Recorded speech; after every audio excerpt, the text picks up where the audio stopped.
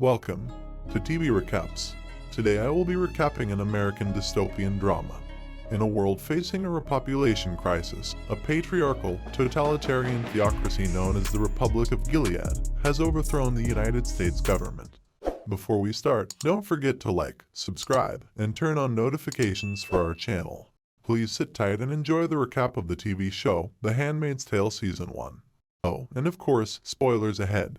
The story begins with Offred, a handmaid assigned to and named after her commander, Fred Waterford. Her main purpose in the household is to bear children for him through a process called the ceremony, where his wife, Serena Joy Waterford, holds her down while he impregnates her. In the same household are Fred's driver, Nick Blaine, and servant, also called Martha's, Rita Blue. Handmaids are expected to travel in pairs and Offred is partnered with Offglin, a seemingly pious woman. One day, handmaids were gathered and ordered to beat a man to death for allegedly forcing herself on a pregnant handmaid and killing her baby. On the way home, Offglin warns Offred of the existence of an eye in the Waterford house, the secret police of Gilead. In a flashback, Offred recalls how she was captured as June Osborne, forcibly taken to the Red Center and indoctrinated into her new role as a handmaid by Aunt Lydia. Janine Lindo, a defiant prisoner, spoke out against her and had her right eye removed as punishment. In the present, June affirms her own resolve to survive against all odds so as to rescue her beloved daughter. On a grocery trip together, June and Offglin start talking candidly and open up to each other about their lives before Gilead. Her name is Emily Malik and she is part of a resistance movement against the regime and persuades Offred to join, stating that any intel about Fred, a high-ranking commander, would prove invaluable. Nick passes a message to June that Fred wants to see her alone later at night and warns her that Emily is dangerous. June and the other handmaids are brought to Commander Warren Putnam's house where Janine is about to give birth. As Janine pushes the baby out of her womb, the commander's wife Naomi Putnam sits on a birthing stool behind Janine and pretends that she is the one giving birth. A healthy baby is born and immediately given to the wife, while Janine cries in the arms of her fellow handmaids. At night, June visits Fred as instructed. To her relief, Fred is only interested in a game of Scrabble before leaving for an important meeting in Washington. Next morning, June is excited to pass on the information to Emily only to realize she has been replaced by another handmaid, the new Offglin. Emily has been charged with gender treachery for engaging in a romantic relationship with a Martha. Emily is pardoned because of her fertility and reassigned, but the Martha is hanged. She awakes in a hospital bed to discover that her clitoris has been surgically removed to stop her from enjoying sex while preserving her ability to reproduce. Back home, June is interrogated by Anai and Aunt Lydia over her relationship with Emily. Aunt Lydia shocks June for being disrespectful but is saved by Serena, who believes she is pregnant. This special treatment quickly ended when June reveals that she is not. Furious, Serena forbids her from leaving her room. After 2 weeks of confinement, June becomes delirious and retreats into the closet where she finds a Latin phrase scratched into the wall. Rita brings food to her room and finds her fainted on the floor. Worried that this might affect the ceremony, Serena arranges a hospital checkup for June. During the ceremony, Fred fails to perform and even declines his wife's efforts to get him ready. Later that night, June meets Fred again to play Scrabble. She asks him about the Latin phrase and finds out that it means, "Don't let the bastards grind you down." Written by the previous Offred who had killed herself. Using this to her advantage, June hints that she might end her own life if not released from her confinement. She is finally allowed to leave her room. After countless failed attempts to get June pregnant, Serena suspects Fred is sterile and suggests she performs the ceremony with Nick instead. Both June and Nick agree. Serena leads June up to Nick's room and waits by the door while they perform the act. During a ceremony, Fred touches June's thigh, enjoying the session more than he should. June confronts Fred in his office, to which he apologizes. He admits that in building a better world, there will always be some that suffers, referring to Emily and others like her.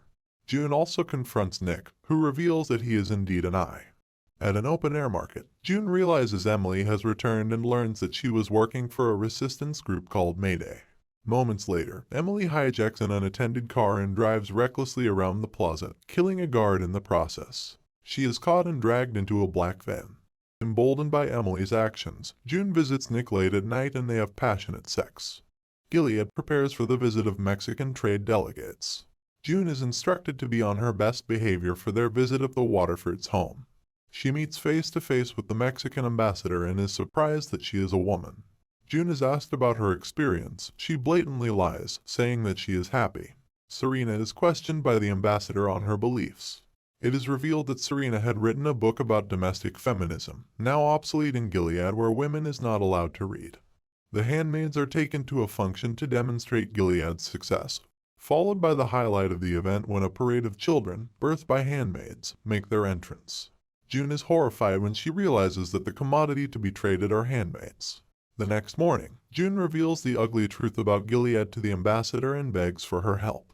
She is not able to save June but is told by her assistant that her husband is alive and a message can be sent to him. In a flashback, the events leading up to the rise of Gilead is described. Serena and Fred were involved with the movement since the beginning. Serena was a passionate conservative activist which contributed important ideas to their movement through Fred, but was discouraged from publicly voicing her opinions because of her gender. All women were fired from the workplace and their bank accounts frozen. Armed militants begin to occupy the city, gunning down any opposition to the new regime. After the takeover, Serena embraces her new role as a housewife in the totalitarian society she helped create.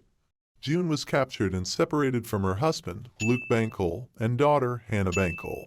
Luke was shot but managed to survive with the help of a resistance group traveling to Canada. As they were boarding a boat, Gileadan soldiers fired and killed several members of the group. Luke narrowly survived. 3 years later, Luke has taken refuge in a place called Little America in Toronto. In the U.S. consulate, Luke receives the handwritten message from June. I love you so much. Save Hannah. Realizing his wife is alive, Luke gets overwhelmed by emotions. One evening, after Serena has left the house, Fred visits June in her room. Fred dolls her up with cosmetics and a nice dress before taking her out for the night. Nick drives them to Jezebel's, a secret brothel in Boston frequented by rich and powerful men. Unexpectedly, June spots an old friend, Moira Strand, who she thought has died. Moira has been her friend since before Gilead, and they were both captured to be trained as handmaids at the Red Center. Moira had successfully escaped and made her way to a safe house in Boston where she was caught and sent to work in a brothel. Despite June's encouragement, Moira has given up on escaping. Next morning, Nick ends his secret relationship with June because it is too dangerous. This upsets her and she etches the words "You are not alone" into the closet wall. In a handover ceremony, Janine passes her daughter over to Warren Putnam and his wife and is reassigned to another couple. During the first ceremony with her new commander, Janine freaks out and refuses to continue. June expresses interest in Mayday and receives instructions to retrieve a package from the bar at Jezebel's.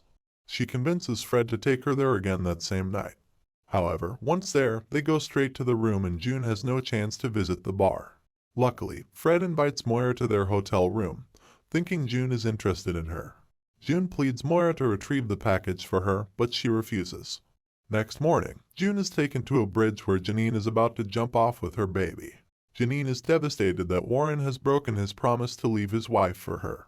After some persuasion, Janine passes her baby to June then jumps off the bridge.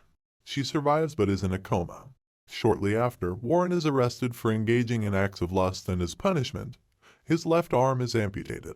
At the market, June receives a secret package from the butcher sent by Moira from Jezebel's. Moira renews her resolve to escape. She kills her client, disguises herself with his clothes and escapes in his car.